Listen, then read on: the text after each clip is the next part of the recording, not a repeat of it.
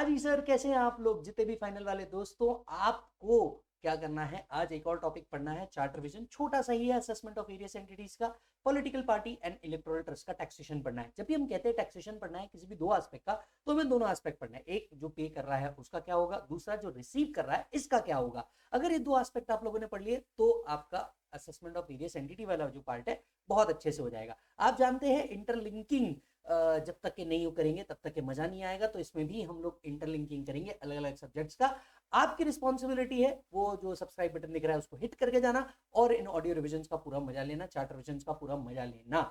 आप ये charts ekatwamacademy.com से ले सकते हैं या हमारे जितने सेंटर पार्टनर्स है हर जगह से ले सकते हैं। चलिए स्टार्ट करते हैं। Political party electoral trust. मन में बहुत बार आता होगा कि यार ये पॉलिटिकल पार्टी की जो इनकम होती है ये दूसरों से तो टैक्स लेते ही लेते हैं, पर क्या ये टैक्स देते होंगे? चलिए आज इसे अनवील करते हैं। अज्यूम कीजिए एकत्वम लिमिटेड अगर कंट्रीब्यूट कर रहा है पॉलिटिकल पार्टी को। सबसे पहले देने वाले की बात कर लेते हैं।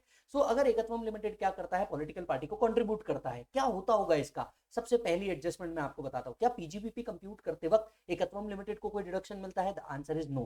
पीजीबीपी में सेक्शन है, सेक्शन 37(2)(b) जो कहता है अगर आप पॉलिटिकल कंट्रीब्यूशन कर रहे हैं या एडवर्टीजमेंट पैम्पलेट ट्रैक्ट पे अगर आप कंट्रीब्यूट करते हैं, it is not allowable as deduction. मतलब आपको क्या करना है, अगर प्रॉफिट एंड लॉस अकाउंट दिया है और उसके अंदर में एक्सपेंसेस या डोनेशन टू पॉलिटिकल पार्टी लिखा है, आपको नेट प्रॉफिट में क्या करना चाहिए, एड बैक करना चाहिए, क्योंकि ये एक्सपेंसेस डिसअलाउ है। तो सबसे पहले हम लोगों ने देखा कि भैया section 37(2)(b) donation to political party, इसका कोई डिडक्शन नहीं मिलने वाला। हाँ चलो, पीजीबीपी कंप्यूट करते नहीं मिलता। What about total income? Total income compute करते वक्त मिल जाएगा। दो सेक्शन है, एक सेक्शन है 80GGB और एक सेक्शन है 80GGC। अगर एसएससी कंपनी है तो 80GGB में डिडक्शन मिलेगा 100%। अगर अदर देन कंपनी है तो 80GGC के अंदर में मिल जाएगा deduction. In short, total income of Ekatvam limited compute करते वक्त पीजीबीपी में एड बैक करना है और टोटल इनकम से लेस करना है इधर अंडर 80GGB और जीजीसी।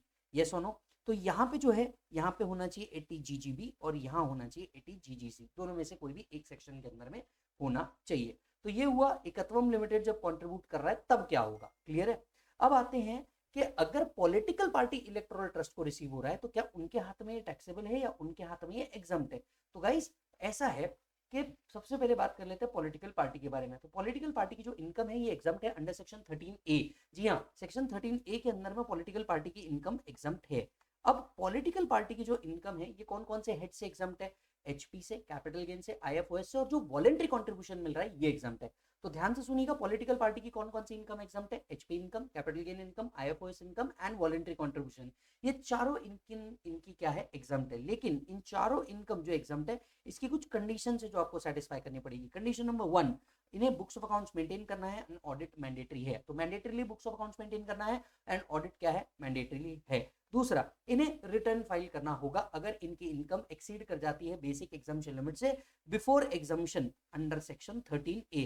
तो सेक्शन 13A के एग्जाम्पशन से पहले अगर इनकी इनकम बेसिक एग्जाम्पशन लिमिट से ऊपर चल जाती है, पॉलिटिकल पार्टी को अपना रिटर्न भरना मैंडेटरी हो जाएगा। थर्ड कंडीशन है, every person who is contributing more than 20,000 rupees, इनका नेम एंड एड्रेस आपको मेंटेन करना है। तो जो भी व्यक्ति पॉलिटिकल पार्टी को 20,000 से ज्यादा का अमाउंट दे रहा है, इसका नेम एंड एड्रेस मेंटेन करके रखना जरूरी है, except in case of an electoral bond. चौथा, अगर कोई भी वॉलेंट्री कंट्रीब्यूशन दे रहा है exceeding 2,000 rupees, it must be by account, payee cheque, draft, ECS या other electronic mode. Are you getting the point? यानी कुल मिला के एक बात जो हमें समझनी है, सैलरी इनकम पॉलिटिकल पार्टी को आ नहीं सकता। तो भैया अगर ये कंडीशन सेटिस्फाई नहीं हुई, all income of political party will be taxable. Otherwise ये सारी कंडीशन अगर सेटिस्फाई होती है तो सिर्फ पीजीबीपी इनकम ही ऐसी रहेगी जो पॉलिटिकल पार्टी के हाथ में टैक्सेबल होगी। Are you getting the point? चलो कम ऑन, जो कंट्रीब्यूट कर रहा है उसको पीजीबीपी में डिडक्शन नहीं मिलेगा, लेकिन 80GGB जीजीसी में डिडक्शन मिल जाएगा। पॉलिटिकल पार्टी जो है इसकी इनकम एग्जम्प्ट है 13A के अंदर में। कौन कौन सी इनकम एग्जम्प्ट है? एचपी की इनकम, कैपिटल गेन की इनकम, आईएफओएस की इनकम एंड वॉलेंट्री कंट्रीब्यूशन सब एग्जम्प्ट है। लेकिन कुछ कंडीशन सेटिस्फाई करनी है। Condition number 1, books of accounts audit करवाना मैंडेटरी है। कंडीशन नंबर 2, अगर income before claiming exemption basic exemption limit के ऊपर है तो रिटर्न भरना है। कंडीशन नंबर 3, 20,000 के ऊपर जो भी कंट्रीब्यूट कर रहा है उसका नेम एंड एड्रेस लिख के रखना पड़ेगा। कंडीशन नंबर 4, 2,000 रुपए के ऊपर कोई भी कंट्रीब्यूट कर रहा है, it must be by account, payee cheque, draft, ECS या other electronic mode only. Yes और नो? अच्छा, कुछ और भी कंडीशन है। पहला, जो ट्रेजरर है पॉलिटिकल पार्टी का, इसको पीपल रिप्रेजेंटेशन एक्ट के अंदर में अपनी एक रिपोर्ट सबमिट करनी होगी। तो जो भी ट्रेजरर है पॉलिटिकल पार्टी का, इन्हें एक रिपोर्ट भी सबमिट करनी होगी, राइट। और अगर आपने ये रिपोर्ट सबमिट नहीं करी तो ऐसे केस में इसे नॉन कंप्लायंस मान करके पॉलिटिकल पार्टी को जो एग्जाम्पशन मिल रहा है वो विड्रॉ हो जाएगा। यस, अच्छा जी। सो पॉलिटिकल पार्टी को रिटर्न जो भरना है ये कब तक के भरना है? On or before the due date under section 139(1), यहीं तक के उनको सबमिट करना है। डन है मालिक? तो ये था पॉलिटिकल पार्टी के बारे में। अब आते हैं इलेक्टोरल ट्रस्ट के बारे में। इलेक्टोरल ट्रस्ट का क्या होगा?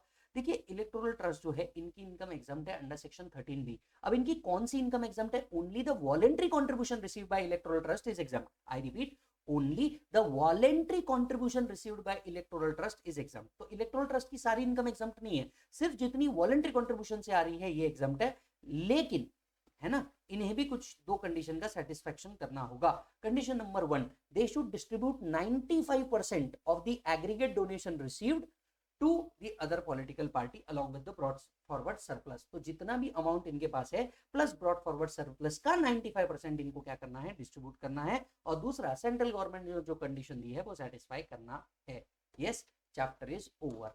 चलिए एक बार फिर से इलेक्टोरल ट्रस्ट का रिपीट कर देते हैं। तो इलेक्टोरल ट्रस्ट की इनकम एग्जाम्प्ट है अंडर सेक्शन 13B। कौन सी इनकम एग्जाम्प्ट है? क्या सारी इनकम एग्जाम्प्ट है? ना मुन्ना ना, सिर्फ वॉलंटरी कंट्रीब्यूशन जो रिसीव्ड हो रहा है वो एग्जाम्प्ट है। Point number 1। पॉइंट नंबर 2, जितना भी कंडीशन कौन कौन सी सेटिस्फाई करनी है? कंडीशन नंबर 1, जितना भी कंट्रीब्यूशन आ रहा है along with the surplus brought forward, इसका 95% पॉलिटिकल पार्टी को डिस्ट्रीब्यूट करना है। दूसरा, सेंट्रल ने, गवर्नमेंट ने दी हुई सारी कंडीशन को सेटिस्फाई करना है। अगर ये दो कंडीशन सेटिस्फाई कर लेते हैं, इलेक्टोरल ट्रस्ट को जो वॉलंटरी कंट्रीब्यूशन मिल रहा है ये एग्जाम्प्ट हो जाएगा। यस मालिक? तो इतना सा चैप्टर था असेसमेंट ऑफ वेरियस एंटिटीज का, taxation of political party and electoral trust. यहाँ ये चैप्टर खत्म होता है। क्या आपने सोचा था कि इतने जल्दी इंटरलिंकिंग के साथ ये चैप्टर खत्म कर पाएंगे? और अगर नहीं सोचा था तो यस, आप बिल्कुल सही कर रहे हैं। अब इसके बाद आपको क्या टास्क करना है? हमारा जो क्वेश्चन बैंक है उसमें जाकर के इसके ऊपर 3 क्वेश्चन है वो आपको सॉल्व कर लेने हैं। अगर आप रेगुलर और फास्ट ट्रैक बैच में थे तो आप लोगों को ऑलरेडी मैंने क्वेश्चन सॉल्व कराए हैं, वो क्वेश्चन जाकर के आप लोगों ने देख लेना एक बार, आपका काम खत्म हो जाएगा। और हाँ, ऑडियो रिवीजन से रिवाइज करना बिल्कुल मत भूलना। बाकी आप हमारे साथ बने रहिए, मिलता हूं अगले चैप्टर विजन में।